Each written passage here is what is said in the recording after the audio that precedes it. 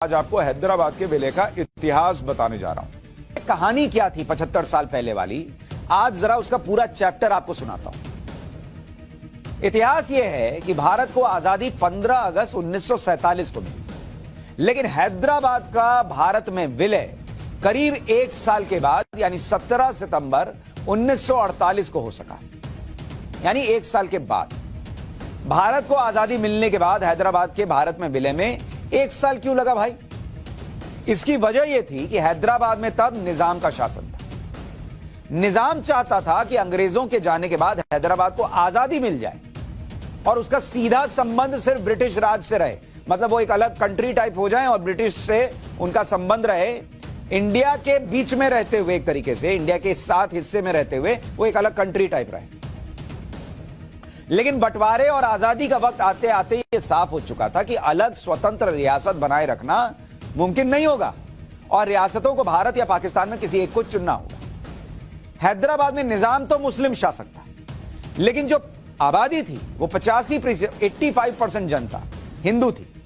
इसलिए हैदराबाद का भारत में विलय होना तय था। अगर आप वहां पर जनमत संग्रह कराते, 85% आबादी जो है वो हिंदुओं की थी, तो लोगों को लगता था कि बहुत संभव है कि वो कहेंगे भाई हम हिंदुस्तान के साथ रहें, हम हिंदुस्तान के साथ रहना चाहते हैं।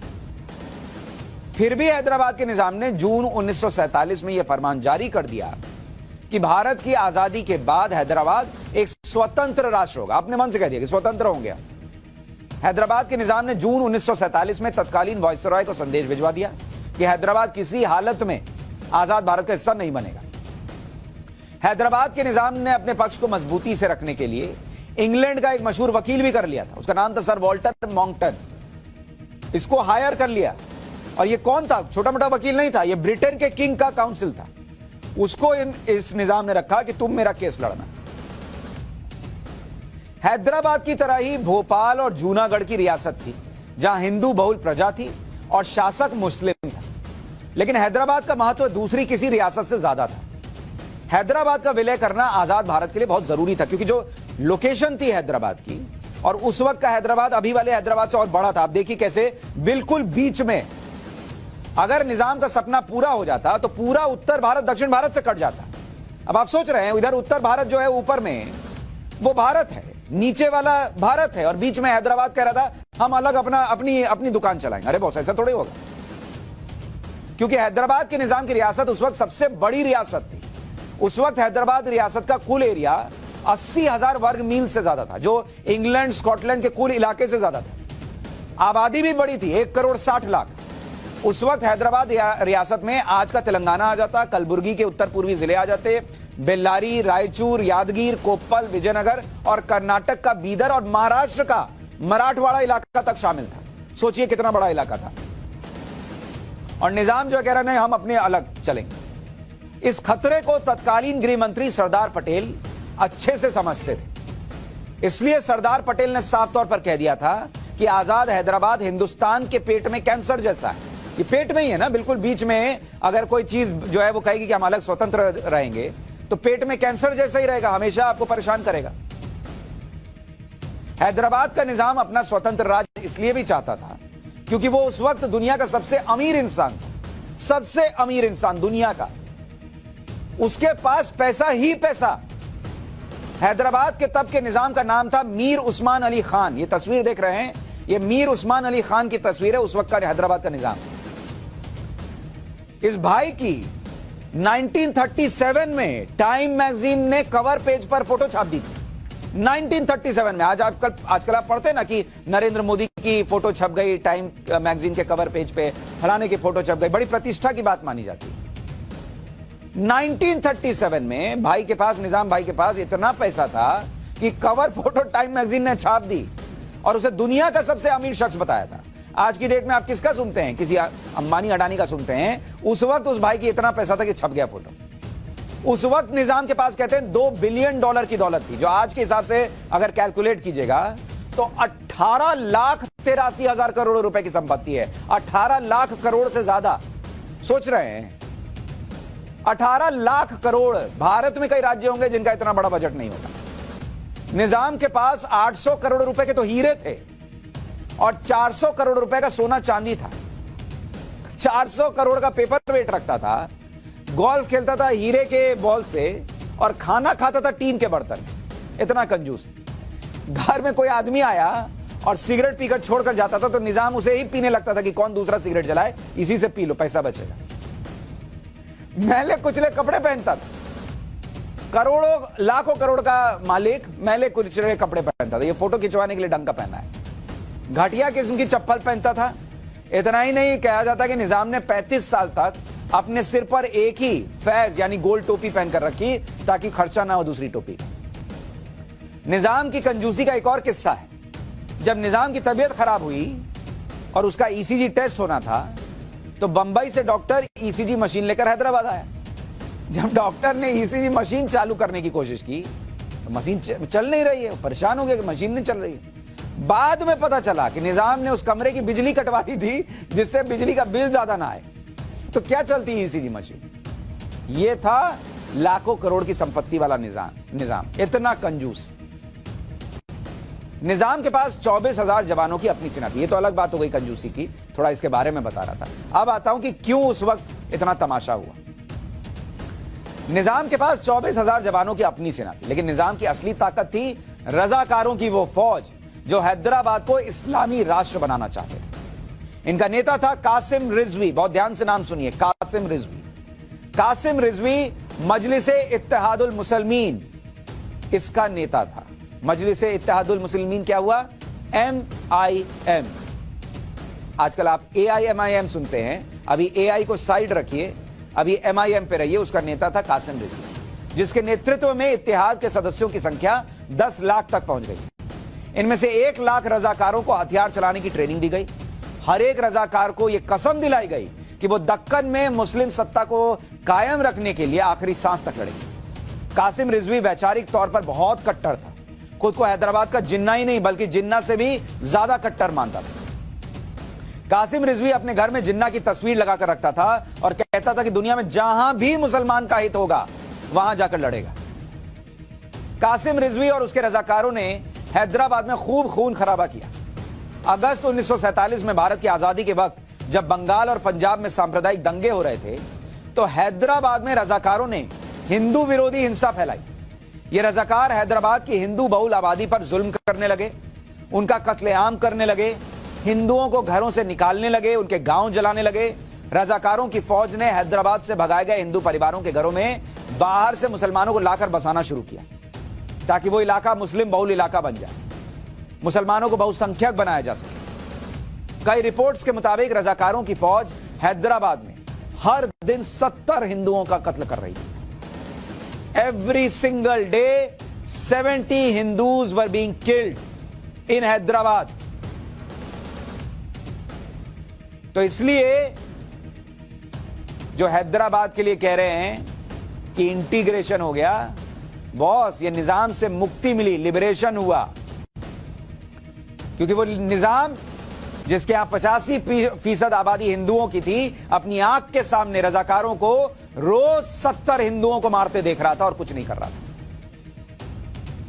अच्छा, इतना ही नहीं, हिंदुओं को, ये मुसलमानों को भी नहीं छोड़ रहे थे जो इनका विरोध कर रहे थे। मुसलमानों को भी मार देते थे अगर विरोध करोगे तो। तुम तब तक इनके काम के मुसलमान हो जब तक इनके साथ रहो। निजाम और रजाकारों को भारत से अलग रहने का उकसावा पाकिस्तान से भी मिल रहा था, क्योंकि जिन्ना ने अंग्रेजों से कह दिया था कि अगर हैदराबाद का भारत में विलय के लिए दबाव बनाया गया तो हिंदुस्तान का एक एक मुसलमान, पूरे देश के 10 करोड़ मुसलमान एक होकर हिंदुस्तान के सबसे पुराने राजवंश की रक्षा करेंगे। ये जिन्ना ने बोल दिया कि सारे मुसलमान एक साथ आ जाएंगे, चिंता मत करो। इन हालात के बीच हैदराबाद रियासत में हालत यह हो गई कि हिंदू आबादी का हैदराबाद से तत्कालीन मद्रास की तरफ पलायन शुरू हो गया। रोज मार रहे 70 हिंदू, क्या करेगा वो बेचारा? चलना शुरू हो गया। और तत्कालीन मद्रास की तरफ से सरदार पटेल को एक चिट्ठी लिखी गई कि हिंदू शरणार्थियों की आई बाढ़ की व्यवस्था करना कठिन होता जा रहा है। इसी बीच 1948 में यह भी पता चला कि पाकिस्तान से हथियार और गोला बारूद हवाई जहाजों से भरकर हैदराबाद के निजाम की सेना के लिए पहुंचाए जा रहे हैं। इस बीच तत्कालीन वायसराय लॉर्ड माउंटबेटन आखिर तक निजाम से यह कहते रहे कि वो अपनी जिद छोड़ दे और भारत में विलय के लिए तैयार हो जाए, और ऐसा करके वो अपनी रियासत और अपने खानदान को बचा लेगा। लेकिन निजाम तो अपने 7वें आसमान पे था, पैसा था, अपनी फौज थी और रजाकारों की फौज थी। उसको लग रहा था मैं तोप हूं, उसको पता ही नहीं था कि इधर अभी सरदार पटेल हैं, सारे तोप का गोला बारूद उन्हीं की तरफ घुमा देंगे। हैदराबाद का निजाम बातचीत की भाषा भी नहीं समझ रहा था अंग्रेजों की। इस दौरान सरदार वल्लभ भाई पटेल जो उस समय गृह मंत्री थे, उनका सब्र टूट रहा था, ज्यादा बर्दाश्त तो करते नहीं थे वो। जैसे ही लॉर्ड माउंटबेटन ने जून 1948 में गवर्नर जनरल के पद से इस्तीफा दिया, वैसे ही सरदार पटेल ने फाइनल फैसला लिया और बातचीत को एक किनारे रखकर भारतीय सेना की एक टुकड़ी को हैदराबाद भेज दिया। इसका नाम दिया गया ऑपरेशन पोलो। 13 सितंबर 1948 को भारतीय सेना हैदराबाद पहुंच गई। सिर्फ 5 दिन लगा हैदराबाद रियासत को कंट्रोल में ले लिया। जो निजाम और रजाकार और एमआईएम के लोग इस्लामिक राष्ट्र बनाना चाहते थे, कासिम रिजवी वगैरह, वो 5 दिन में खत्म हो गए। 5 दिन नहीं टिक पाए सरदार पटेल ने जो भारतीय फौज भेजी उसके सामने। दुनिया के किसी देश की हिम्मत नहीं हुई कि वो निजाम की मदद करे। निजाम की 24,000 की सेना के साथ 1.5 लाख रजाकार भी थे, लेकिन निजाम की सेना और रजाकार भारतीय सेना के सामने टिक नहीं पाए। भारतीय सेना के 42 जवान शहीद हुए और 2,000 रजाकार मारे गए थे। कहां सेना के 42 जवान शहीद हुए और कहां 2,000 रजाकारों को खत्म कर दिया। निजाम और रजाकारों की सेना पूरी तरह से तबाह हो चुकी थी। 17 सितंबर 1948 तक हैदराबाद भारत के कंट्रोल में आ चुका था। 18 सितंबर 1948 को निजाम के चीफ कमांडर ने सरेंडर कर दिया। 17 सितंबर की रात को निजाम ने रेडियो पर संदेश जारी किया, जिसमें उन्हें रजाकारों पर बैन लगाने का भी ऐलान कर दिया। भारतीय सेना से हारने के बाद निजाम ने कह दिया कि हैदराबाद में जो अत्याचार हुए उसका दोषी कासिम रिजवी और उसके ट्रेंड किए हुए रजाकार। तो तुम निजाम किस बात के भाई थे? तुम कह रहे थे कि तुम इस्लामिक राष्ट्र बनाओगे, तो किस बात का इस्लामिक राष्ट्र बना रहे थे इतना पैसा जेब में रखकर कि कासिम रिजवी और उसकी रजाकारों की फौज जो है वो हिंदुओं को मार रही थी और तुमसे रोका नहीं गया और तुमको अलग देश बनाना था। खैर, चूंकि जब मामला समझ में आ गया कि टिकेगा नहीं, तो सब कासिम रिजवी पर डाला। हालांकि कासिम रिजवी भी कोई बहुत संत आदमी नहीं था, लेकिन हाँ, उसने जो किया उसमें इस आदमी का भी कल्प्रिट होना दिखता है। निजाम का कोई लेना देना नहीं था, ये उसने कह दिया। निजाम और उसके परिवार को भारतीय सेना ने हाथ नहीं लगाया। निजाम ने एक फरमान जारी किया कि अब से भारत का संविधान हैदराबाद का भी संविधान होगा। देश की 562वीं रियासत के तौर पर हैदराबाद का भारत में विलय हो गया। 25 जनवरी 1950 को निजाम ने भारत सरकार के साथ एक समझौते पर साइन किया, जिसके मुताबिक भारत सरकार ने निजाम को सालाना 42,85,000 रुपए की प्रीवी पर्स देना तय किया। निजाम ने 1956 तक हैदराबाद के प्रमुख के तौर पर काम किया। इसके बाद हैदराबाद रियासत के हिस्सों को महाराष्ट्र, कर्नाटक और आंध्र प्रदेश के 3 राज्यों में बांट दिया गया। लेकिन अभी कहानी खत्म नहीं होती। निजाम के सरेंडर के बाद रजाकारों और उनके लीडर कासिम रिजवी का क्या हुआ, अभी ये तो आपको बताया ही नहीं। 5 दिन की कार्रवाई में रजाकार सेना लगभग खत्म हो गई थी। रजाकारों के नेता कासिम रिजवी को गिरफ्तार कर लिया गया। साल 1948 में MIM मजलिसे इत्तेहादुल मुसलमीन को पूरी तरह से बैन कर दिया गया। 9 साल बाद कासिम रिजवी को शर्तों के साथ जेल से रिहा किया गया। शर्त थी कि रिहा होने के 48 घंटे के अंदर यह कासिम रिजवी पाकिस्तान चला जाएगा। पाकिस्तान जाने से पहले कासिम रिजवी ने MIM की जिम्मेदारी एक वकील को सौंपी। उस वकील का नाम था अब्दुल वहीद ओवैसी। अब्दुल वहीद ओवैसी ने ही MIM को बदलकर AIMIM बना दिया, जिसका नाम है ऑल इंडिया मजलिसे इत्तेहादुल मुसलमीन, यानी असदुद्दीन ओवैसी की पार्टी।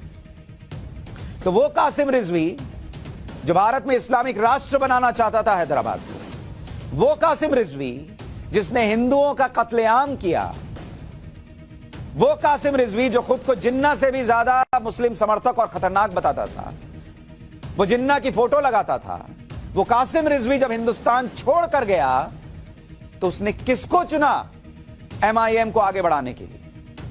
अब्दुल वहीद ओवैसी को। अब्दुल वहीद ओवैसी कौन है? अब्दुल वहीद ओवैसी आज आप जिस असदुद्दीन ओवैसी को देखते हैं, उनके दादा जानते हैं। 1975 में अब्दुल वहीद ओवैसी के बेटे सलाउद्दीन ओवैसी यानी असदुद्दीन ओवैसी के पिता ने AIMIM की कमान संभाली। सलाउद्दीन ओवैसी के ही बड़े बेटे असदुद्दीन ओवैसी हैं जो फिलहाल AIMIM के अध्यक्ष हैं।